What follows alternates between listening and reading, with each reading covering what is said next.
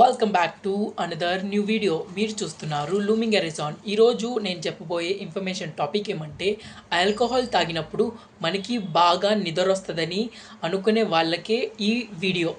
అవును, అది నిజమే.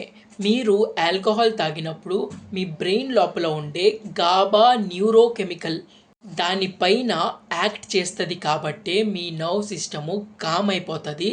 తర్వాత మీరు తొందరగా నిద్ర వెళ్ళిపోతారు.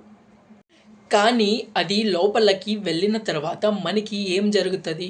మనకి ఎవ్రీ హ్యూమన్ బీయింగ్స్కి 4 different types of sleep cycles ఉంటాయి. మనకి 4 different types of sleep stages అని అన్నారు. దీంట్లో ఫస్ట్ స్టేజ్ వచ్చేసి మనకి అవేక్ స్టేజ్. ఇది వచ్చేసి ప్రతి వాళ్ళు ఎవరెవరు ఆల్కహాల్ తీసుకుంటారో మనకి వాళ్ళందరూ ఈ స్టేజ్లోనే నిద్రపోతారు.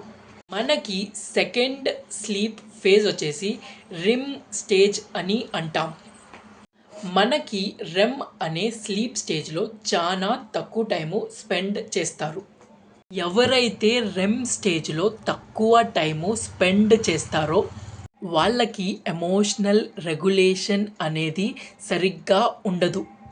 అండ్ నెక్స్ట్ డే వాళ్ళకి చాలా వీక్ ఉన్నట్టు అనిపించడం.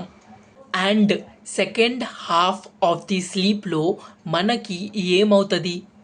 మనము ఎప్పుడైతే మన బ్రెయిన్ని డీటాక్స్ చేయాలో ఆ పీరియడ్ ఆఫ్ టైంలో మనకి టైము చాలా తగ్గిపోతుంది.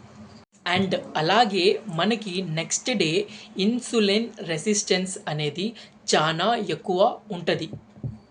ఎక్కువ మనకి కార్బ్స్ రిచ్ లాంటి ఫుడ్ ఐటమ్స్ తినాలని అనిపిస్తుంది.